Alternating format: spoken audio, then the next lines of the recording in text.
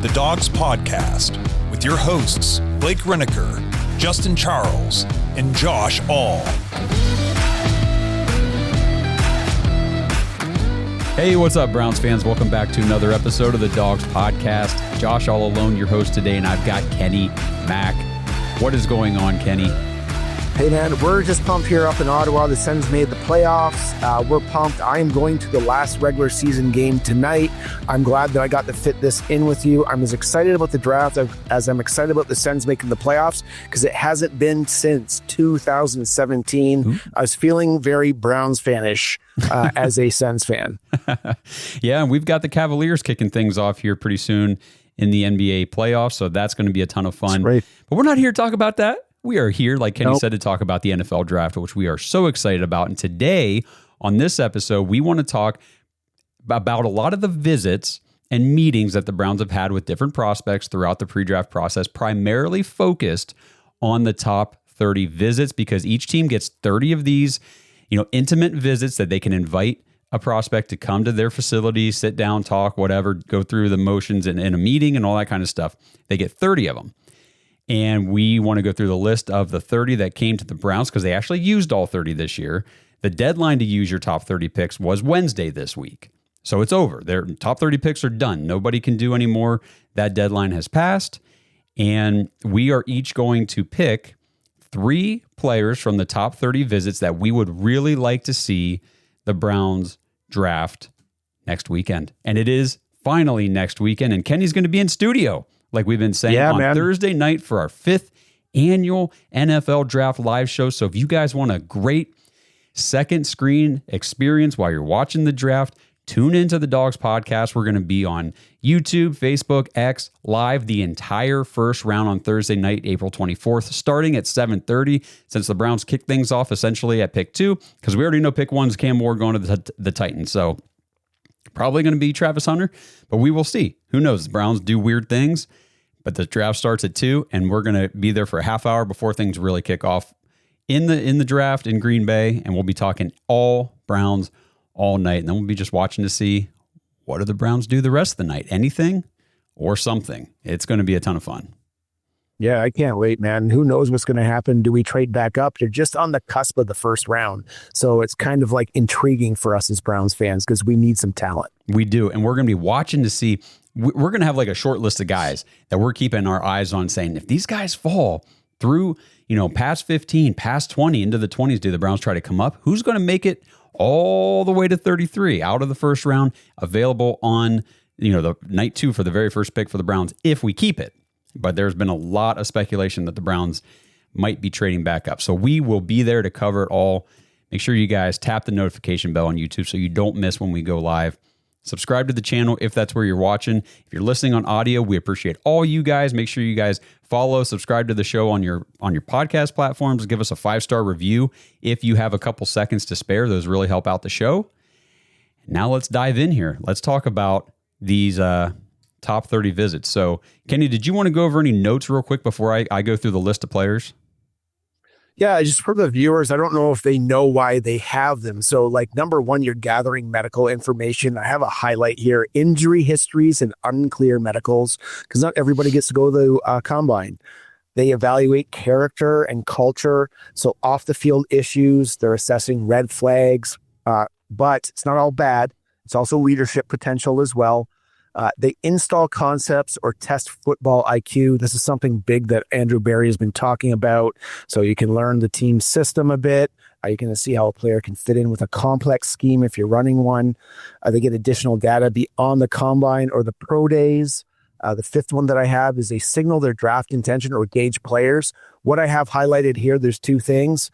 They use smoke screens, and we've been talking about that on the show. Other thing, preferred fit or culture, and that's feedback that the player gives. So the next thing is, why are we limited to 30 visits? Competitive balance. It encourages strategic planning. The main thing is you're trying to mitigate medical risks, red flags, but you're also looking for upside. It prevents overloading the prospects. Believe it or not, these guys get burnt out, and it's Easter weekend. I'm sure they want to see their family at some point, so they're avoiding that. They're supplemented by number 4 here. They're supplemented by other meetings as well. And we were talking about earlier, and I don't know if you want to get into it, but there is a distance rule. There is a distance rule, and I'm glad you brought it up because I had already forgotten about it. I should be making notes here on my pad. But anyway, I made a post today about the Browns not bringing in Will Howard, quarterback from Ohio State, for a top 30 visit when I feel like in all the quarterbacks in this draft, and I don't want to go too far into the weeds, but I feel like he should have probably been on the list to come visit. But they didn't do it. I had people arguing with me saying, well, in-state schools don't have to, they can do as many visits as they want. They don't have to announce them, blah, blah, blah. That rule only applies to schools within 50 miles of the team, not in-state. So it's not like the Browns can just have visits with players from Cincinnati or, Ohio or Ohio State or whatever. They got to be within 50 miles. That's why they had to announce Harold Fannin Jr. from Bowling Green. They had to announce Quinshon Judkins from Ohio State. So if Quinshon Judkins counts as a top 30 visit, so would Will Howard. So they did not bring in Will Howard. Yeah, I have a little bit dumbed down version of that. It just says designated metropolitan area is basically what it can be. Okay. The other thing is I don't know if people know this or not, but you cannot work them out. You are limited to interviews, facility tours, medicals, and meetings, and that is it. So you can't do the 40. You can't do the drills that you do in the combine. That's what the combine's for. That's what pro days are for. So private workouts. That is a big no-no. Yeah. So if they want to do private workouts like they did with all the quarterbacks, except for Tyler Shuck, they go to Colorado, they go to Boulder, they go to the facility, they go down to Miami for Cam Ward, they go to Ole Miss for Jackson Dart, those kinds of things. Any other notes before I go through the list? No, I think you kind of mentioned it, but you didn't call it. We are in the dead period now, so that 30 visit window has closed. I did have to note and figure out they were saying there was a fourth thing here that you cannot do it during the dead period. So right now, that's 1 week from the NFL draft till now. There's no in-person contact. Oh, interesting. Okay, yeah. I did not realize that. Good to know. Okay, so like I said before, the Browns did use all 30 of their top 30 visits this year. So let's go through, and it will just be by position, not necessarily by when they brought them in. So to kick it off, number 1, quarterback Cam Ward from Miami, quarterback Shedeur Sanders from Colorado, quarterback Jackson Dart from Ole Miss, quarterback Jalen Milroe from Alabama, and quarterback Tyler Shuck from Louisville. And then 3 running backs, Quinshon Judkins from Ohio State, Cam Skattebo from Arizona State, and Bashaw Tutin from Virginia Tech. And then 5 wide receivers. So you got wide receiver cornerback Travis Hunter from Colorado, Teteroa McMillan from Arizona, Tez Johnson from Oregon, Isaiah Bond from Texas. Doubt he's still on the Browns list. At least I would hope not after the sexual assault allegations that now he's suing the woman who made those allegations, and there's a whole thing. That's a headache I don't think the Browns really need on top of everything else they've done in recent years. And no then, thanks. Jadae Walker from Rutgers. And then tight ends, Harold Fannin Jr. from Bowling Green, Mason Taylor, LSU, Terrance Ferguson, Oregon, and Elijah Arroyo from Miami. And then on the offensive line, you got tackle Will Campbell from LSU, tackle Josh Connerly Jr. from Oregon, tackle Ozzy Trapilo from Boston College, and then tackle/guard Emory Jones from LSU. If you guys are keeping count at home, that was 21 of the 30 visits allocated to the offensive side of the ball. That's 70%. So expect the Browns to focus heavily on offense in this draft. Then on the defensive side of the ball, you had edge rusher Abdul Carter from Penn State, edge rusher Nick, is it Scorton or Scourton? I hear it both ways. Yeah, I hear it both ways. Okay, we'll just go with Scorton. Okay, Nick Scorton from Texas A&M. Defensive tackle Mason Graham from Michigan. Defensive tackle Derek Harmon from Oregon. Deion Walker, defensive tackle from Kentucky. And defensive tackle Omar Norman Lott from Tennessee. And then to round it out, they did linebacker Jalen Walker from Georgia, linebacker Nick Martin from Oklahoma State, and cornerback Jordan Hancock from Ohio State. So no safeties. Just really one, I think Nick Martin and Jalen Walker might both kind of be off-the-ball linebackers. One cornerback and a lot of defensive linemen. And like I said, other than that, all offense. Yeah, man, it's kind of funny, too, when you say, for the receiver position, you're taking a look at Hunter, and he's doesn't really count, or you're 4.5 receivers. You know what I mean? It's just funny. And he's the best receiver, or the most talented receiver probably not polished yet, but probably the best receiver in the draft. Well, Barry did have his press conference today, and they asked him about Travis Hunter, and he said, I'm paraphrasing, but something about we would find a good balance for him to start things off with his NFL career, and it would be his first home as a wide receiver and then his second home on defense. So Barry doubling down, sticking to his stance that, no, this guy is primarily a wide receiver, which I agree with personally. Yeah, if he wants to be a third down specialist on defense, fill your boots, man. This guy's got a lot of talent. He sure does. So let's just go ahead and kick things off here. Why don't you give us your first prospect of your three that you would like to see the Browns draft? I'll just quick preface it though, because all my guys are round three or day three picks is what I'm trying to say. And what I found is with Andrew Berry in the last 3 years, because of the Deshaun Watson trade, he's got a lot of experience in that day. So he values number one, special teams, number two, scheme fit and versatility, which is big, football IQ and leadership, athletic upside with developmental traits, injury discount or small school sleepers. And that's going to be more the UFDA. And that's kind of what I'm looking for. So he, with those traits, is basically looking for pipeline builders, guys that'll start in year 2 or 3, practice squad locks, possibly trade ammo, and culture fits. So guys that don't complain about special teams and don't mind developing on a loaded roster. So loaded roster is like I'll use that very loosely for this roster right now.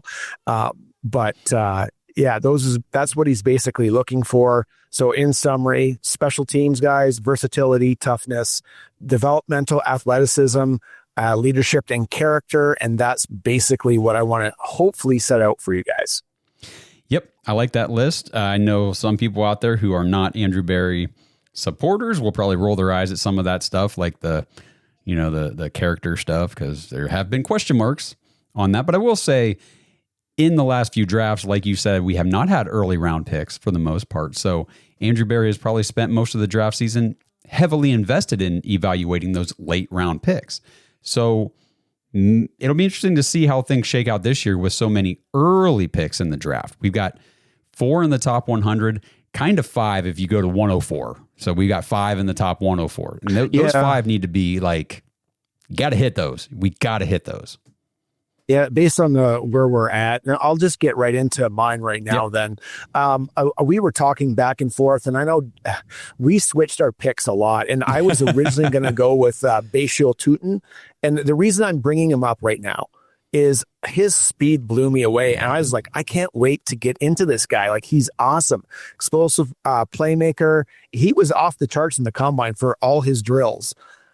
I found out, number one, his comparison was Pierre Strong. I was like, I don't know if I want to get into this. Yeah. And then you said it on the last episode, and I'm like, dropped it right fast because I looked at the tape. You said, he's like Jerome Ford. And I watched him, and he can run fast, and he outran everybody, but he danced in every single hole. So I moved on, and I went for Cleveland Brown favorite almost already, Cam Skattebo, the running back out of Arizona State. That guy, 5'10", 219 pounds. He's got a 4.65 in the 40, and his vertical jump is 39 inches. I thought it was interesting. I don't want to get into broad jumps, but he was 123 inches. Like, the guy's a physical marvel. And if you take a look at his college career, this is one thing that I don't know if people know. He actually started at Sacramento State. And in 2022, he was actually the player of the year. Then he transferred to Arizona State, where he showcased some awesome versatility, toughness, and he had 1,700 yards last year, well, over that, and 600 receiving yards. Yes. It was jaw-dropping, just the stats. I don't know if you guys know this or not. If you don't follow Arizona State, maybe not. He had a game where he had 262 yards rushing. Just rushing yards against Mississippi State. So that's the second highest single game rushing total of all time in Sun Devils history. So that really caught my attention. This guy, his running style, he runs with a low center of gravity, and he's angry. He's got great patience and vision. That's something that we're looking for in our offense. He's got pass protection, receivability. He's durable. I don't want to get too much into strengths. We know what he does, what he doesn't do, and why he is not up there. With everything that I said, and as excited as I am, he lacks elite breakaway speed, but I'm okay with that because we had a guy named Jarvis Landry who fell in the draft and we eventually traded for, who lacked elite breakaway speed, and he did all right. With that, the explosiveness is not there. He's not a twitchy athlete, relies more on power and vision than sudden bursts to evade defenders. I don't know if you guys have watched any tape with him. He does not evade defenders. He runs them over. So I'm okay with that in the AFC North. If you look at the overall draft projection, I got from Draft Buzz that he's 83.5 out of 100, 8th ranked running back. So, I mean, that's debatable with some people. They may say he's higher, lower, whatever. He's looking like the 4th round, end of the 3rd round. He may go up just based on everything I said. Yeah. But here's the big things. Does he fit our offense? Does he fit? Is he a player for Kevin Stefanski, Tommy Rees's offensive scheme? So let's take a look at that. The number one trait, one of the traits that they're looking for is when they're drafting in the last day, they're looking for elite to above average RAS. Okay. So does he fit that? Yes, he is 9.44 from what I found. He is an explosive tester. With his 219 pounds, he has almost a 40-inch vertical. And that broad jump that I give you, that's makes him have a great RAS score. Obviously, everything's elite except for the speed. Processing and football IQ, yes, he has that as well. Smart, anticipatory runner with excellent vision, zone reading. He possesses zone reading ability, catches passes well, and diagnoses blitzes quickly. He is like, I'm just excited about this guy. Scheme versatility, this is very high. He played running back, slot, wildcat quarterback, H-back. He can run the zone or the gap, and he can catch screens, block, or go in motion. He is a perfect Stefanski-Reese gadget fit, okay? I'm big on this guy. I don't know if you guys watched the Texas game, the playoff game. He threw a pass. I just don't remember if it was for a touchdown or not. The toughness, the physicality. This is something that I picked up here. It's elite. He's got elite balance. He trucks defenders regularly. Listen to this quote. Prototypical AFC North grinder. That sounds exactly like what we're looking for. So does he have starter traits and upside? This is the only thing that's kind of moderate, right? So because of the lack speed, they're saying that he's not a full-time running back one. Again, that can be debatable, but he could develop into a Kareem Hunt type role. So that's the role that Kareem Hunt had when he was behind Nick Chubb. So just be clear with this. He is not going to be Kareem Hunt. He is going to make that role that Kareem Hunt had and excel. But it could be a little bit later in the lines when, Kareem had 400 yards rushing, but he had 11 touchdowns. Mm-hmm. He had 9 rushing and he had 2 receiving, right? Leadership character, another one. Check that off. Very, very high. Respected leader at 2 programs. So Sacramento State, Arizona State, tough, coachable, well-liked by his teammates and coaches. Now, remember what I said early. He's checking all the boxes, what they're looking for. Basically, he has every elite trait, the leadership, everything, just not what they want to see as far as probably some speed.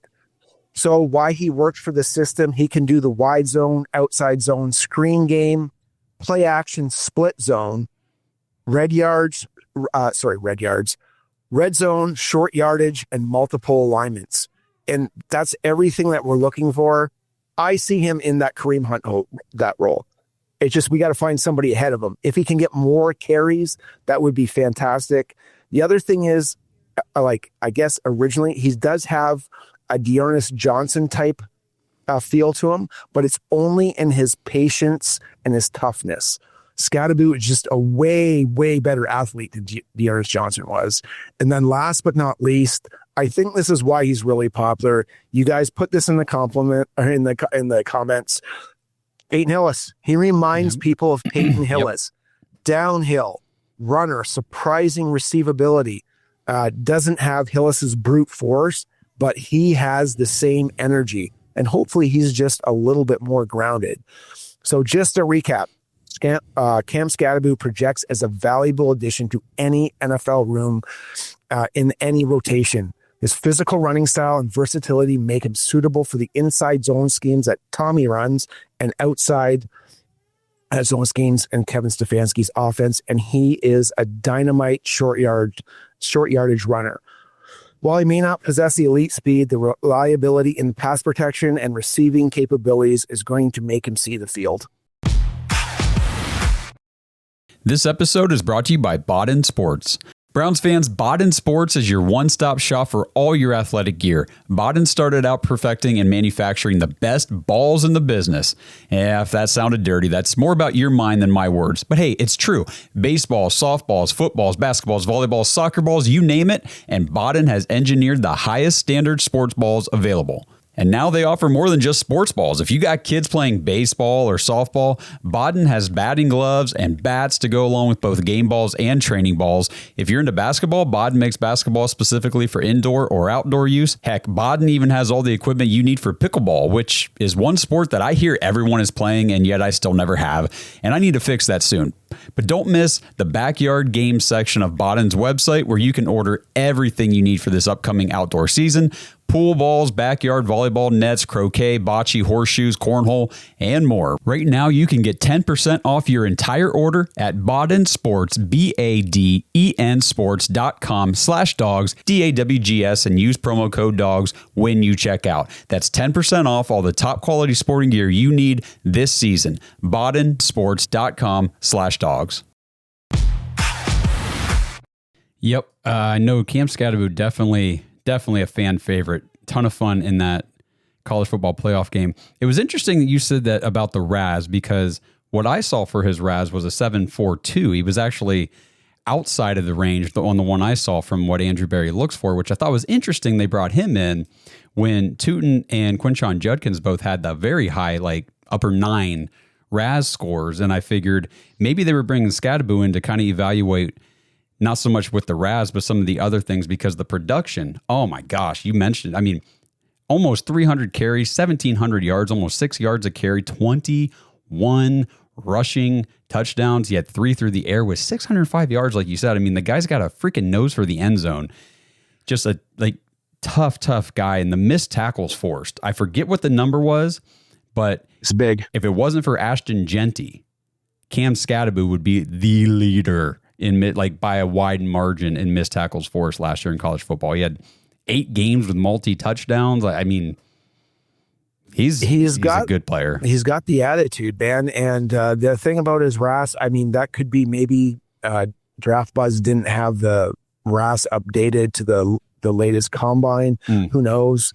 The one thing about him that is very similar to what Tommy Rees did at Notre Dame, and again, I'm not saying this is going to translate to the NFL, but he had Kyron Williams, who ran a 4.65, and he's doing okay in the NFL. And he had another guy, Audric Estime, and he ran a 4.5 too. And at the end, that's his RAS score. It's his 40-yard dash is 4.7. Yeah, it was not good. Both these guys are in the NFL. And again, they're power backs, they're short yardage bruisers. And I guess like Kyron Williams has a little bit better vision, but they're downhill runners that just attack the hole, and they kind of fill that need that I was saying earlier. You play a too high safety bubble zone. It's a death by 1,000 paper cuts to beat it. And if you just keep getting 4 yards and you're beating a team down, you're eventually going to wear them down with power backs. Totally agree. So that leads perfectly into my first player, because I just mentioned him offhand. Before I dive into him, to kind of thematic my picks here. My whole thought process behind these guys is I want the Browns to get good football players. Screw the analytics, the speed scores, and all that crap to evaluate these guys. That stuff is great as a compliment to your evaluation process, but just turn on the freaking tape. Can these guys that you're picking in the draft actually play football? I want guys who are physical, big, strong, fast, hard-nosed grinders. I want them to live, breathe, and sleep football. No nonsense players, students of the game. I want them in there working their tails off. They're driven to be great, and then they're not going to stop until they get there. And then when they do get there, they just keep busting their asses even more to get even better. That's what I want. I feel like we have not had much of that in Cleveland here recently, especially on the offensive side of the ball. So my first guy is Quinshon Judkins, running back from Ohio State. Ooh. He is currently projected around pick 54 in the second round. Usually running backs outside like the top tier in each draft, they tend to fall a little further than projected, especially with the depth in this class. I think you could see some other positions get pushed up and some of these running backs kind of come down a little. So he could be available at 67 when the Browns pick at the beginning of the third. Maybe they trade up a few spots into late round 2 to get him. But he is 6 foot, 220 pounds, 22 years old. He is the archetype, the mold, the absolute build of an NFL running back. Like, this is what you want in the NFL right now. His college production profile, while it was not Cam Skattebo, it was still excellent. I mean, he had 1,000+ yards in all 3 of his college seasons. First 2 at Ole Miss, the last one obviously at Ohio State. 5.2 career yards per carry. He's an elite touchdown scorer. 45 total touchdowns in college. He had 14 or more in every single season. Caught 5 touchdowns in his career through the air. Caught 22 passes in each of the last 2 seasons. And he had 0 fumbles in college. 739 carries. And he did not fumble a ball, at least according to ESPN stats. He is the type of guy that the Browns are looking for, that they need to solidify the backfield once again. And he actually had the second best athletic testing at the combine. So now you're not just looking at the tape and saying this guy can play football. Now you've got the testing to complement it. And that's something Blake mentioned on Tuesday. Don't just look at one or the other. They got to give me guys that have both of these things. And he's got it. He's not a slashing speedster. He run a 4.48, so he's got good long speed. But he's just the sturdy, reliable running back. He's going to go forward on every play, and then occasionally he's going to break away from defenders for a big run. That's what we're looking for. His game is definitely more in that traditional NFL running back. You're going to wear down the defense with his size, his physicality, but like I said, does possess the speed to break one off here and there, and he can catch passes out of the backfield. So he truly has a 3-down skill set if the Browns need to use him in that fashion. And if they offset him a little bit with Jerome Ford or they draft somebody else, my guy is Brashard Smith later in the draft, I would like to see them pair him with. That would be perfect. But I just think that Quinshon Judkins fits the mold of a damn good football player. Yeah, I agree. I just think back to when they were playing Texas, or wasn't Texas, who they played before? Oregon? Mm-hmm. He just set up Henderson in blocking so he could get a ton of touchdowns. And then he kind of reminded me of just the way he just had a Kareem Hunt, early Kareem Hunt air about him. I felt like when he scored a touchdown, he was going to start doing push-ups in the end zone. Yeah. You know what I mean? Yep. Like he seemed like that. And I would love this guy on the team. But imagine having even the 2 running backs that we're talking about now. I mean, again, it's not realistic that we pick 2 in a row, but I mean, that would kind of fill the need or have that Chubb Hunt combination by that combination on the field right now. Like that would be amazing. Yeah, and I'm glad you mentioned the blocking that he was. I mean, he transfers from Ole Miss, where he is the dude, to Ohio State, where he's not the dude. You are going to be a dude in a tandem with another dude, Travion Henderson. He accepted the role. He excelled in the role. He's unselfish. They work together. This is the type of guy we need. I don't want any me guys. I need team guys who are ready to come in here and just lay it on the line for us to get some freaking wins. Yeah, I agree. I think he'll do that for sure. All right. So who is your second prospect, Kenny? Yeah, my second prospect is another prospect that I want to help Kevin Stefanski and make that offense go. Other than running backs, you do need tight ends. I'm picking the tight end from Oregon, Terrance Ferguson. That guy is 6'5". He's 247 pounds. He's got long arms and he's got big hands. He's got a 4.63 in the 40. He's got a 1.55 second in the 10-yard split. And he too almost has a 40-inch vertical. That guy came from Colorado. He enrolled at Oregon. He made an immediate impact, and he has the most receptions and receiving touchdowns. So he has 134 receptions for his career at Oregon for 1,537 yards with 16 touchdowns. Basically his strengths, athleticism, route running, and hands. Areas of improvement, that's kind of where I want to get it.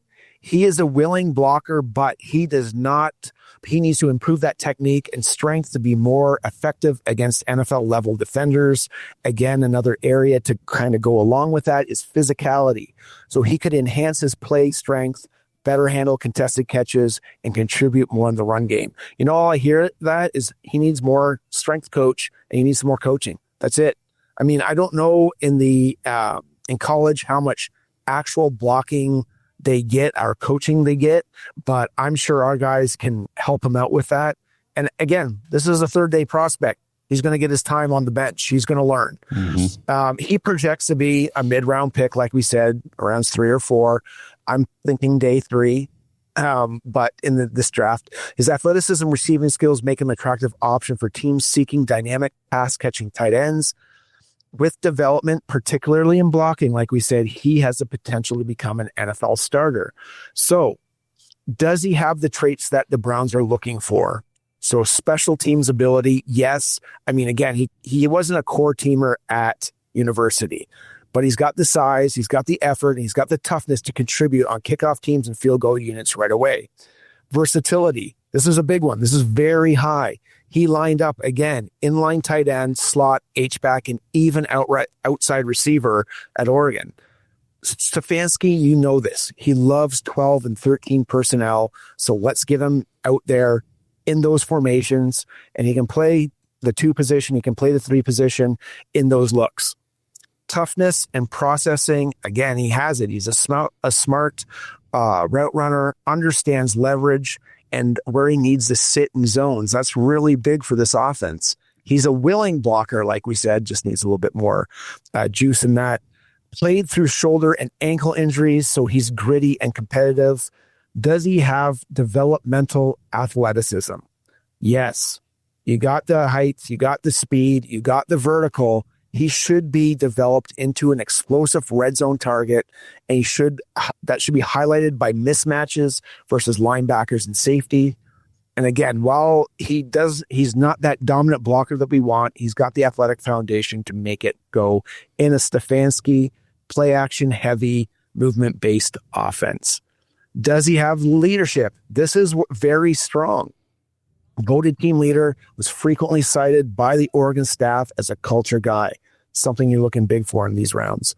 One of the most respected voices in the Ducks locker room. He has no off-field issues, and he's praised for maturity and film work ethic. Passion for the game, he's described as a grinder. He took bigger roles every year, embraced the blocking, and in his Shrine Bowl invitee, he had respect and buy-in from coaches in the process that he did. So he can contribute right away. So is he a strong fit? Yes, he can line up in multiple roles, contribute as a blocker and a receiver. Runs reliable routes in intermediate passing games, and he can stay on the field for both run and the pass, so he can disguise your plays a little bit more. He's exactly the kind of developmental tight end that the Browns can stash on the bench and use in high leverage situations. I would say he's probably close to like raw side is Jordan Cameron, but he's more like, you remember Steven Carlson? Yes. Mm-hmm. So it's like you want him to become him, but he's got way more athleticism. Okay, that's a good comp. Throwing it back a little bit. Yeah.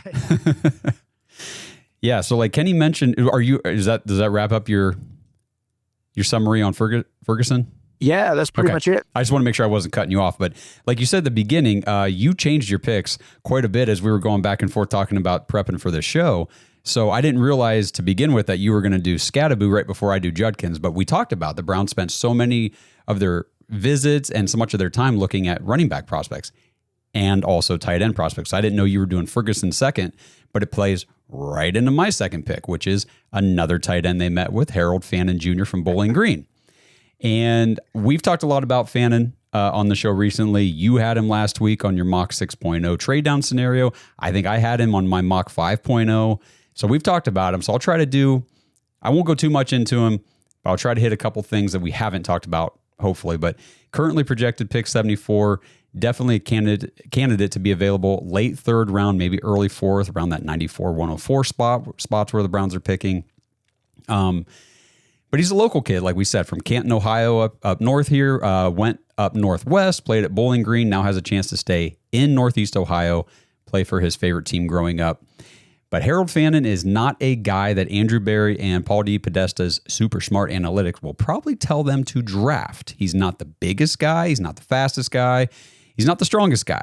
He's 6'3", 240, undersized for the tight end position by NFL standards. He's not an elite athlete. He didn't test exceptionally well. So why am I talking about it? Why do I want the Browns to take him? Again, he is a damn good football player. His production at Bowling Green last year was elite. So elite that it led the entire nation in receiving 117 receptions on 150 targets. Led the nation 1,555 yards. Led the nation 10 touchdowns. As a tight end, that's unheard of in college football. It's always receivers that lead in everything in receiving, and it's tough for tight ends to do that, and he just dominated. And what makes it better, it was only his third season ever playing tight end. He played safety, believe it or not, in high school. He was a very good defensive back by what I was reading, and then he switched to tight end in college because that's what they asked him to do. So he's obviously a team-first guy, a coachable guy, willing to do whatever the team wants him to do. He had his huge performances. I know he played at Bowling Green. You're saying MAC, smaller competition. Huge performances against the strongest competition. Penn State lit him up. Texas A&M lit him up back-to-back weeks. And then Arkansas State in the Ventures Bowl. He had freaking 17 catches for 213 yards. He had 11 for 137 and a touchdown at halftime. He's crazy. He's so good. Yeah, and he did all this. He's just 20 years old. This kid has so much room to grow, so much potential. And I could see them using him on offense kind of in a joker role maybe. It's a luxury to have David Njoku as your tight end one, because then Fannin can play a multiple array of positions. He could play big slot. He could line up in the fullback and leak out on pass plays. He could line up on the outside. In college, he was 31% in the slot, 26 out wide, 38% inline. This is a guy that you get the ball to in space. He had 873 yak yards after the catch in 2024. That was the most in college football. No one else in college football was even over like 750, and this guy almost had 900 yards after the catch. 3.77 yards per route run. That blows away the 2.5 threshold that I look at. Just 4 drops on 150 targets. They call him vacuum hands, apparently, because he just catches everything. He had 123.8 passer rating when targeted. This guy is a weapon the Browns need. We don't have a tight end 2. We don't have a slot receiver. Fannin can fill these different roles at different points in the game. And then, that helps free up David Njoku to block more, because that's what he excels at. We kind of need help blocking, with some of our O-line and all that stuff. So get a guy like Fannin in here who can come in and dominate in the passing game. Yeah, I totally agree with that. I mean, the yak yards stood out to me, 900. I would actually like to see what that number is compared to over the years, how much better that is, because that seems astounding to me. The other thing is like when I hear you pick Fannin Jr. and the episode we did previously, I think what Browns fans need to understand, and it goes back to the episode that we did together last week, and we've picked a lot of running backs and we've picked a lot of tight ends, and the reason why we're doing this is because the priority is the offense, and to make Stefanski's offense go, you need tight ends and you need running backs, and we don't really have any, and we might have enough to fill out the roster, but you need guys that can make it go. And you have to also take a look, and why I made reference to the running backs that Reese had is because you got to get guys that fill in those holes that can match up with what he wants to do, right? And that's why this is such a priority. I know maybe it might be a little bit of overload on the running back situation, but we need to. And if you take a look at the 2020 team, they had 4 tight ends and they had 4 running backs. Now, one of the running backs was Andy Janovich, and he was a fullback. So I don't know if that's going to be a thing, but that's what you might be thinking that they're going to be having in this final roster. So those guys got to come somewhere. And in my thought process, I'm like, well, if we just do 1 tight end, we could sign Tyler Conklin, but I just found out that he is signed with the Chargers. Yeah. And the reason I picked him is because he has a relationship with Stefanski. But that's not going to materialize. So these players have to come from somewhere. So you might as well know all the tight ends and all the running backs. Yes. And one thing I mentioned on Tuesday, placeholders in free agency. The Browns signed 2 offensive linemen in free agency. They signed defensive linemen. They signed linebackers. They signed, they got 2 quarterbacks in here. Just in case they don't get those positions filled in the draft, they got some placeholders in free agency that can, fill out the roster and play depth roles on this team. Where did they not sign anybody? Running backs, tight ends, safeties. So we need to be thinking that way. I mean, they're coming out of this draft with a running back probably in the 3rd round and a tight end probably 3rd or 4th round. Like they're gunning for these guys because they don't have them. They don't have them. No. And that's what makes the offense go. So absolutely. Do you want me to get into my next guy here? Absolutely. Let's do it. This episode is sponsored by Butcher Box for Pets. Browns fans, it's about time the Dawgs offered you something for the real dogs in your life. Our furry friends aren't just pets. They're part of the family. And you wouldn't let yourself or your children eat strange meat from questionable sources, and your dog shouldn't either.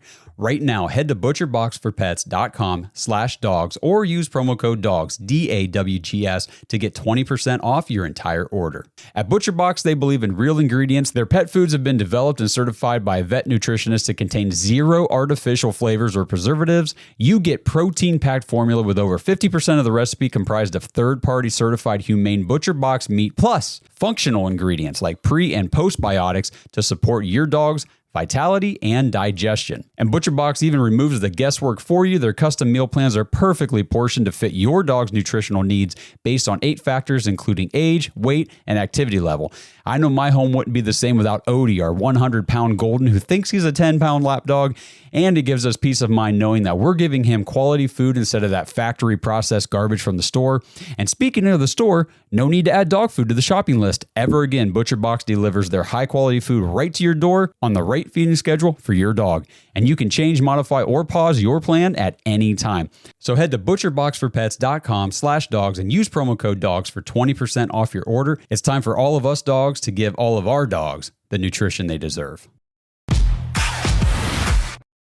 So I kind of cheated a little bit. I'm looking at the UDFA market, and I was also looking at just visits in general. So not these top 30 visits, just a visit. And this guy came across, and his name's Ty, so Ty French, and he's an edge linebacker. He originally started his college career at Gardner-Webb, and then he transferred over to West Virginia to use the rest of his COVID years. This guy is 6'1". He's 225 pounds. And so far he's saying, oh, big deal. This guy's an edge. He's a linebacker. He's only 225. Well, he runs a 40 and a 4.57. He's got a 35-inch vertical. He benches 380 pounds. He squats almost 600 pounds. And he power cleans almost 370 pounds. So this guy is caught my attention.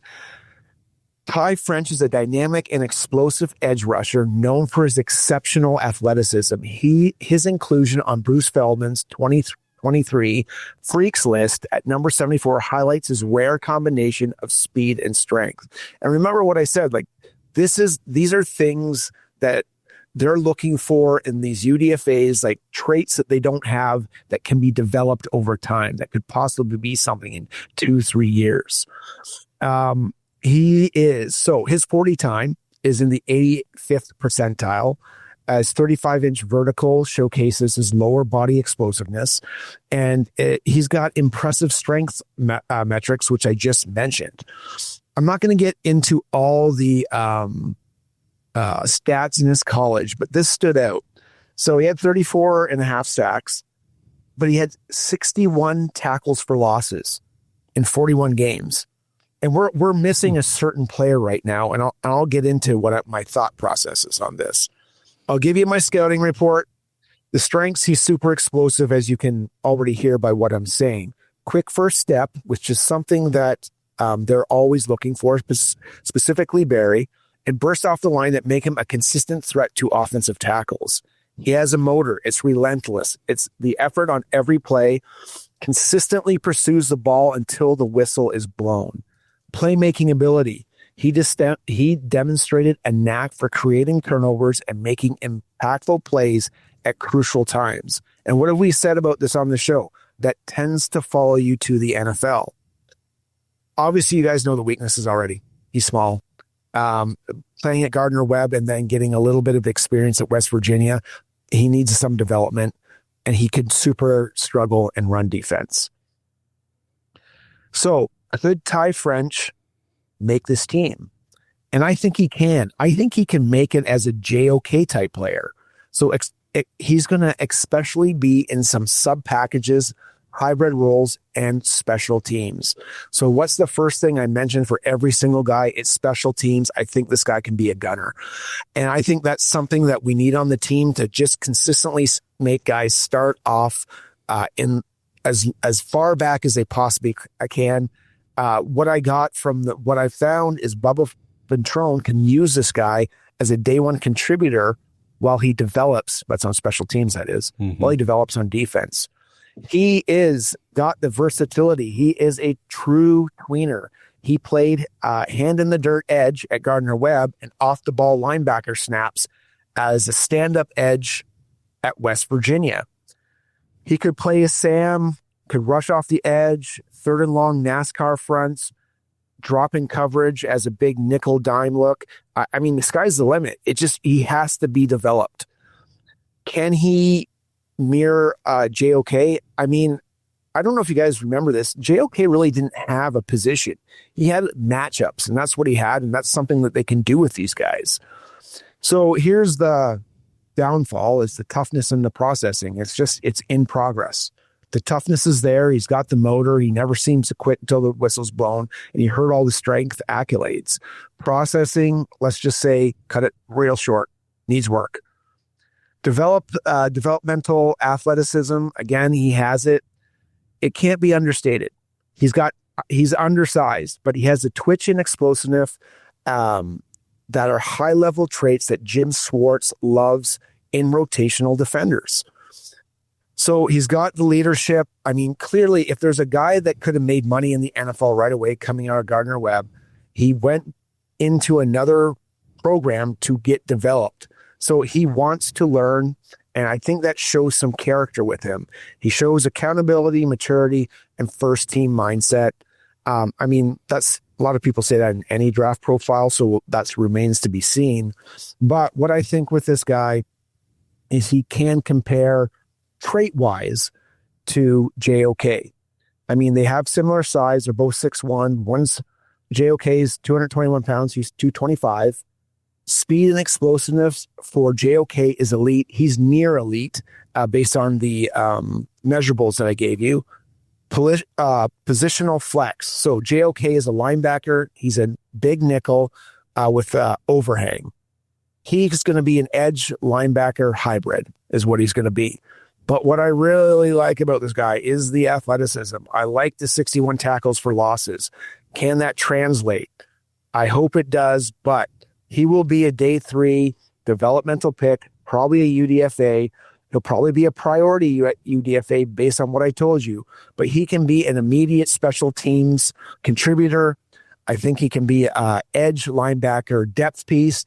He has traits that match up with Schwartz's system, like I said, and he could possibly be a JOK type player.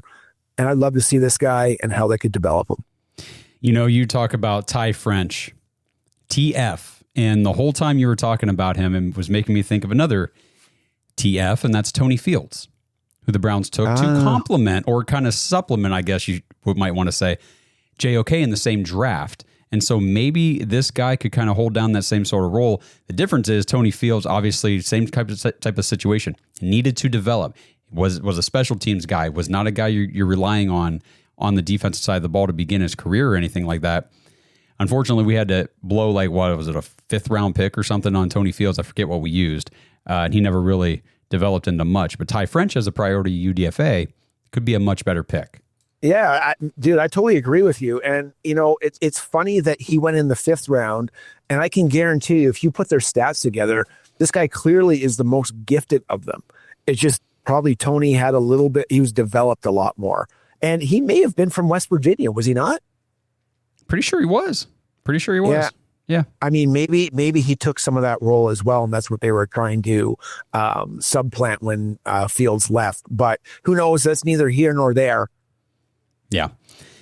Yeah, I like that. And I'm glad you kind of went down that UDFA route because we see it happen every year. We talked about it like on the last episode, I think. Andrew Berry's always heavy in that UDFA market. And he tends to come away with some guys every year that make the team and actually contribute and then, stick around for even more than a year. If this guy just contributes as a gunner, and like I said, if he's sitting guys down at the 20-yard line every single time or, getting these coffin corner kicks down, I mean, maybe it's something. Yeah. Yeah. I mean, that's what you're looking for at that point. So good name to bring up. And then I'll wrap things up with my final prospect off the top 30 list that I would like to see the Browns draft. And I want them to draft this guy because I want this position drafted, but I don't want to have to use a high pick to take it. And I think they can get this guy in the mid rounds, hopefully, if they want to prioritize the position in that area of the draft. And I think they can get a future starter out of him. And it is Ozzy Trapilo, offensive tackle out of Boston College. Trapilo is currently projected at pick 82, so he could be a pick for the Browns, like I said, in the late 3rd, maybe that 94 range. Maybe he falls a little bit. These are just projections from Mock Draft Database, so we'll see how it goes in the real draft. But he is a massive offensive tackle, 6'8", so he's DeJuan Jones' height, 360 pounds, so he's not DeJuan Jones' belly, but he's still big boy, 23 years old. He does come from NFL bloodlines. His late father, Steve, was actually an All-American offensive lineman at Boston College, and he was drafted 4th round by the Saints in 1987. Trapilo started at both left tackle and right tackle during his years in college. And from what I've read and looked up on him, he just has a solid understanding of how to play the position. He's got a high football IQ. He's a hard worker. He hustles his ass off. He's the type of effort guy that we need. He's like the anti-Jed Wills. Scouts think, kind of maybe on the needs to work side, he does need to bulk up a little bit more. Get him in an NFL weight room. He'll be okay. Add a little poundage to him to help counter the power edge rushers in the NFL. But I think he'd be perfect to bring in as a swing tackle or backup depth tackle with, Conklin and DeJuan Jones can start at left tackle. We've got Cornelius Lucas who can be that primary swing tackle in the event of injuries or what have you. And then you let Trapilo kind of get his feet wet and get some NFL coaching under him to help him at that tackle position. His NFL draft profile says that he would be a solid swing tackle to start his career. His pass protection, though, his ability in the pass protection game specifically will open doors for him to take a starter spot more than likely before long. One note from Draft Buzz that I loved when I read this. Trapilo brings a nasty finishing attitude to sustain blocks through the whistle, showing the kind of edge that makes defensive linemen think twice about their rush plan. I want that nasty on my offensive line. I feel like we have been kind of pussified in recent years. We're weak. Yep. We get pushed around. The offense overall has just been soft and pathetic. We love how Wyatt Teller is kind of nasty on the field. He finishes through defenders to the whistle, sometimes maybe a little beyond the whistle. Just give me another hard-nosed, high IQ football player. And that's what I have been harping on this entire episode about these prospects. Get me good football players. I want guys who understand the game of football, how to play their position, and want to dedicate all their time to their craft to be great. That's why I want Travis Hunter at 2. I want these guys who want nothing else to do but just play football, be football players, and be great. Yeah, I like what I hear, man. He's got the size. You can't teach that. it's just, again, it's another one of these things. Like, and I think what it's coming down to is we're getting a lot of developmental players. So it comes down to the new coaches that they hired. We have a new offensive line coach. He's more along the lines of what we had previously. And he just needs to get this guy to get his hips down and get the leverage that he needs, right? With my guy, the tight end, Ferguson, again, he just needs to be coached up a little bit. They need an NFL weight room, and they can definitely, with the traits that they have, excel in the NFL with the will and the desire that they have. Thank you. Yes. Just the want to. Just give me some damn want to. Like, give a damn. Give a damn about your craft. Come in here, work your tail off. I mean, the stuff I was reading about Trapilo, it just sounds like, as far as like his hand placement on and his footwork on blocking, like he just understands what defensive edge rushers want to do and are trying to do. He recognizes certain moves so he can counter them real quick. Like he's a smart guy. And that's what I want, smart guys. I'm tired of guys looking like they're freaking lost on the field or just not giving effort, just quitting mid play. I'm tired of that. It's embarrassing. And I'm sick of it. Yeah, I am too, man, especially with the effort last year. I mean, they literally fizzled out during the Dallas game. And if you're like going, oh my God, that was the first game. Yeah, it was awful the entire year. Lacked a lot of leadership, a lot of give a damn factor. And it was a tough watch. And that's why Browns fans are so angsty. Absolutely. I mean, we just want to be good. Just want to be fun to watch. And last year we were not. So, yeah, inept. Yeah. For sure. So drop it in the comments. Like Kenny said at the top of the show, let us know what you guys think about the players the Browns brought in for their top 30 visits. Which 3 players on the list of 30 visits would you want to see the Browns take? I mean, obviously, I could have sat here and said Travis Hunter and Cam Ward and Ted McMillan, but we're not drafting all those guys, obviously. I think Hunter is kind of a lock for 2. So I wanted to pick guys, obviously, that were further down the board. And yeah, just let us know what you guys think, and make sure you guys tune in for the draft next week. It's going to be a ton of fun. Thursday night, 7:30, live on YouTube, Facebook, and X. Kenny Mack is going to be in studio. We're going to have a ton of fun. We'll be there for the entire first round. Yeah, there's going to be a draft party, looks like downtown Cleveland on Friday as well. So I'm staying for that. I think Josh Cribbs is hosting it. Nice. Yeah, we have for the Browns backers side, if you guys take a look, there's a ton of Browns backers across North America and through the world throwing draft parties. You just got to know where they are. Also want to shout out to Kelly Burgess Taylor. She is the president of the British Bulldogs, the London, England Browns backers chapter. She will be presenting one of the day 3 picks as she is the international fan of the year. Wow. So yeah, not only that, there'll be there's a game in London, so they'll be hosting a Browns backers batch this year, but check Kelly out on day 3. Awesome. Good stuff, man. All right. Well, thanks, Kenny, for joining us. Thanks everybody for tuning in. Again, draft next Thursday night, 7:30 p.m. live stream. Check it out. Oh, and before I wrap this up, make sure you guys, if you want to join our dog pack community, join thedawgs.com, head over there, become a dog pack member. If you guys have not been in there yet, you missed a whole draft season that was a ton of fun in the Discord and everything else, the conversations that go on in there. But don't worry, because as soon as the draft is over, we get to talk about who we actually picked and what this team is shaping up to be. So the conversation never ends at jointhedawgs.com. Thanks again for tuning in, everybody, and we will see you guys in the next one. Let's go, Browns.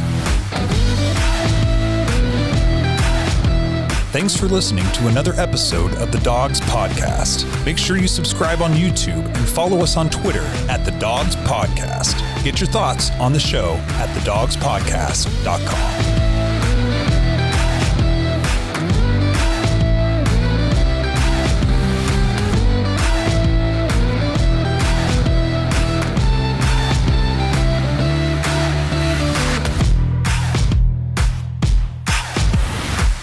This episode is brought to you by Danger Coffee.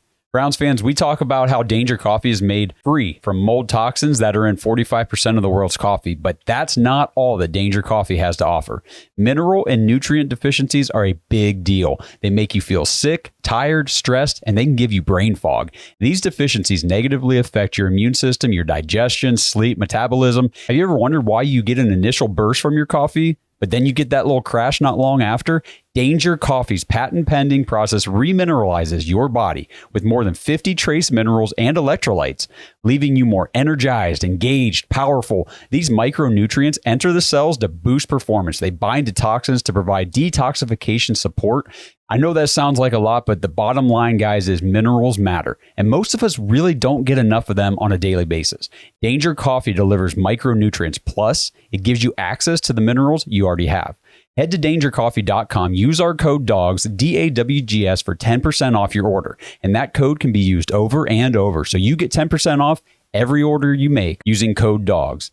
It's time to start every day off with a cup of coffee that gets you going and actually keeps you going. Dangercoffee.com, code DAWGS.